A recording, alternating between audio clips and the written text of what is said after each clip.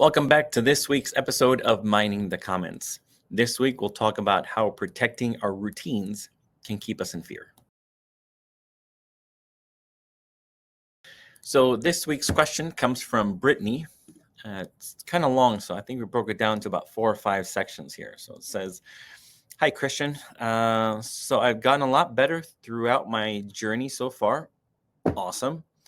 The only thing is that since I go to bed early the same time every day during the week and wake up at the same time, my circadian rhythm is so on point that when my friends want to go to dinner at 7:30, I get anxious because I'm usually in bed by 8:30 and wake up at 5.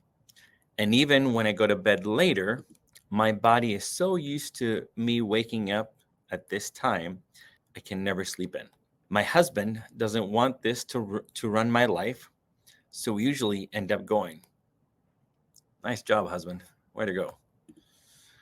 All right. Anyways, towards the end of dinner, I always start getting anxious because it's already 9:30, which is later for me. And by the time I go home, etc., it'll be 10. I know I am anxious, so it will be hard for me to sleep. And then I just create a spiral in my head. I've been dealing with this issue for so long, and I can't seem to find anything to help. Do you have any advice? Thank you. I do. When insomnia starts for most of us, we're kind of in crisis, and all we want to do is get some sleep. And we start to build this schedule, this routine. And our hyperarousal starts to come down. We start to get some sleep. We might even have several nights or weeks where we're doing pretty well. And so now the brain starts to believe and perceive that this is because of the routine that we created. And so what happens is life happens, and sometimes we're not able to go to sleep or have the same routine, which can be scary. This is so incredibly understandable for me and relatable to so many people I talk to, because we have all done the same thing. And we believe that the routine is what's helping us sleep, when in reality, it isn't. And we can start looking at this routine as a bit of a sleep effort, right? So before, sleep efforts were very obvious, were big and noticeable, and they start becoming more and more subtle, which is fine. I mean, we all do this. As a matter of fact, I remember dealing with something like this just a few weeks ago, and I thought I was really over it or past it. So I think it was, 2 weeks ago or so, my son had a water polo game, and it wasn't local. It was about 4 or 5 hour drive. And so we got a call from him, and he said, "Mom, Dad, I want to be home. I want to be at the school to get picked up around 10:30 at night." And my immediate thought or reaction was like, "Wait a second. I turned my phone off at 10. Like, I'm at home. It's my time." And so I felt a little bit of a jolt of a little bit of fear, a little bit of anxiety. And I paused, and I was like, "Oh, interesting information. This is good information." So clearly, there's a part of me that believed that the routine that I have was what was helping me. And so since I've done this several times, right? So I think I've talked about me going on a cruise and me talking on, traveling with my wife to go do shows and work and so forth. Anytime there's going to be a change in my schedule, I felt a little bit of a jolt, a little bit of anxiety, a little bit of uneasiness in traveling. And so, but then what I started doing that was incredibly helpful was I looked at it as an opportunity. So if our routine stays the same for years or decades, imagine when something comes up, how it's going to affect us, right? Because we've convinced ourselves that the routine is what's helping us sleep. So these bumps, they're kind of similar in a way of a speed bump, right? Speed bump can be kind of scary, but it's to test to see how we respond that's more important. And so that night, I remember thinking, "Oh, I'm sleeping fine. I haven't had any problems. I can't remember since when." And so it's fine. We got in the car, we drove, But prior to us leaving, we got another text, and he's like, it's going to be a little bit later. The bus is running late. And again, I felt this little jolt. So anytime I feel this little jolt of fear or anxiety, I think, right, our go-to is defensive mode, right? First of all, we want to think, I don't want this. How do I avoid this? How do I prevent this from happening? And then I take a different approach to it. And I said, this is a great opportunity because it's unexpected. And I can show my subconscious that my sleep and my routine have nothing to do with anything. My sleep is just normal because I'm not as hyper aroused, and it has nothing to do when or how, what my ritual is. So we went to pick him up. We got back. I went to bed, fell asleep. Everything was fine. So in this case, Brittany, I completely relate and understand to what's going on and what's happening to you. And so I would first of all look at this and just go, this is an opportunity, right? So the idea of going out to dinner, I love how, let's see if I go back over here.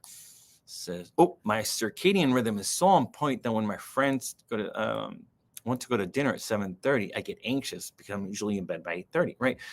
What if, right, there's no medical advice. I'm not a doctor by any means, but I remember doing a lot of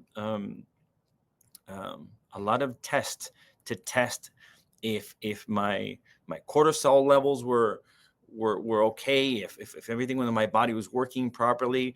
And once we did all those tests, everything was perfect.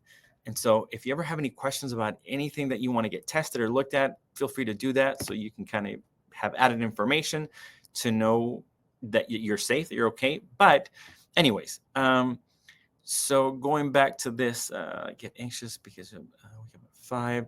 So, right, you have this set routine, number 1. And so the idea of going out to dinner, we can start protecting, going, what about my sleep? What I love about this is my husband doesn't want this to run my life, so I end up going. So what if we shifted things a little bit in this case and thought, oh, my husband is creating this opportunity for me to go. You're still an adult. You can still choose to go, right? And so let's say you decided, I'm going to go. This is my choice. I'm choosing to go because I'm safe. I would really think that your subconscious would start feeling and seeing that it is safe because you're choosing to go. Now, I know your husband isn't dragging you by any means, but he definitely sounds like he's encouraging you to go. And I think that's great because it's going to show you that you're safe. But if we choose to accept and go, as opposed to going, oh, my friends are encouraging me, other people are encouraging me, right? There's still some resistance. What if we lean into a little bit more and say, I don't know what's going to happen tonight. And it doesn't really matter because I'm still safe. I'm still going to be fine. But what if I go to dinner and I really enjoy myself? I've talked about this before, and I've thought, and this has been really helpful for me whenever I want to try things or do things and I get a little bit of jolt of what about my routine or my schedule? I'm like, this is an opportunity for me to go and live and do things and try things. And even just going to pick up my son at water polo, he was so excited. He had such a great day that we talked about that on the way home. And so for me, that could have been a lost opportunity when I protected my sleep instead of connecting with my son, spending time with my wife, driving over there. And so these are these wonderful opportunities that you get to connect and you get to live and you get to enjoy your life, right? I've mentioned this before, but I've said this, and this is helpful, again, super helpful for me when I say something like this.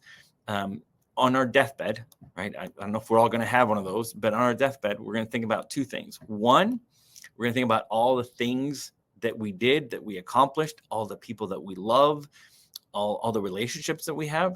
And 2, we're going to think about all the things that we didn't do because of fear, because we were scared. We were afraid to pull the trigger, right? To do something. We are not going to think about how well we slept. We're not going to go, hey, you know something? I know I'm dying in the next day or 2, but boy, do you remember my sleep routine? I was sleeping 8 hours a night, and I'm a champion sleeper. We're not going to think about that stuff.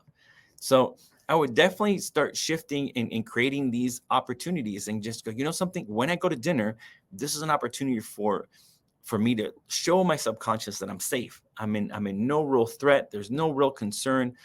We're okay. We're totally okay. Enjoy my night. Now, is the fear natural? Completely. Because even when I was doing that, I would get these little feelings of like, yeah, how, is it, how late is it? Is it getting really late? Well, what's going to happen? Right? That's just our subconscious protecting us, watching over us, trying to keep us safe. But we can also say, listen, I hear you. I am a little bit anxious. I am a little bit scared, but we're safe. We're fine. Everything is fine. No problem. Going to bed later doesn't determine what happens, right? So maybe try something like this. And this is another thing that we can do to start learning how to approach with that fear and anxiety, right? This program so much focuses on exposure, exposing ourselves to things and learning how to deal with it. We're not removing things. We're just looking at things, redirecting them, taking a different stance, a different perspective on things so they can become more manageable, more tolerable. So it says, anyways, towards the end of dinner, I always start getting anxious because it's already 9:30, right? And so it'll be about 10 o'clock. What if you had a choice to bond with friends, to enjoy your life, or just to sleep, right? Most of us are going to get to that protective, defensive mode, but all that's going to do is create more anxiety over this routine. If we can start to flow and be a little bit more relaxed and take a more open approach to things and enjoying our life, you're really going to be able to, again, teach yourself that you're safe no matter what. So what's the other part? I know I'm anxious, so it'll be hard for me to sleep. Okay, I'm anxious. I just create a spiral in my head. Right, this is insightful. I just create a spiral in my head. You are creating this anxiety. So recognize that this is what's going on. And really, this is all just perceived. So not much that we need to really do about it. Just kind of observe and recognize what's going on. I've been dealing with this issue for so long, I can't seem to find any help. Oh, you talked about, Brittany, you talked about something like how no matter what, you end up waking up at 5 o'clock in the morning or so. So it sounds like, you started creating this pattern or this pattern started happening and you noticed it. And so now we're convinced this is what's going to happen no matter what. So I was convinced for a while that I was going to wake up at 5 o'clock in the morning, no matter what. My alarm at one point was set at 6. Now it's set at 7, but I was always waking up at 5. So what did I do? I started realizing that maybe this isn't something for the rest of my life. Maybe this is just something for now. A lot more relaxed, and it didn't matter. Whatever happened, happened. What was interesting is when I moved my schedule to 7 a.m., I was waking up every morning by that alarm for several months. I would say at least several months. And then all of a sudden I started having these early awakenings, about 5:30 or 6 in the morning. And what I realized is, oh no, this is an opportunity, once again, for me to just, maybe my body doesn't need any more sleep. Maybe it's fine. But just, I didn't give it a lot of attention. I just let it be. And within a few weeks, all of a sudden, I started going back to getting up by the alarm at 7. And that bounces around. I think maybe about a month ago or so. I really don't keep track of this stuff. So I'll say maybe about a month ago. I don't know what happened, but I don't know if I turned my phone off or whatever it was. But again, I was convinced I either get up at 5:30 or 6 in the morning, or latest would be 7 a.m. Anyways, it was a weekend. Something happened and I woke up and I realized the lights were coming in through the window. So I was like, oh, must be close to 7 because it seems like it's bright. I look at my phone, it's off. I turn it on. It's like 8:15 in the morning. So that was very interesting. So maybe in this case, your circadian rhythm is maybe not so much what's causing this cycle, maybe just giving it time. Maybe we can get to a point where we're more relaxed about it, and then we can have days where we can sleep in a little bit. So I would definitely say that it's so normal for us to protect our routines because we're finally achieving the rest that we want to. But what that's also doing is creating some rigidity in building some fear. So the more we can expose ourselves gently to other things, the more we can start letting go of this belief that the routine is keeping us safe. So that's what I have for this week. Thank you again for everyone's support, and I hope this was helpful to you. We'll see you next week. Take care. Hi there, it's me, Coach Daniel, and I wanted to say thank you to everyone out there who is spreading the word. You know what I've noticed in the last 6 months to 12 months or something like that is when I ask people how they found us, one of the most common answers is somebody told me on Reddit.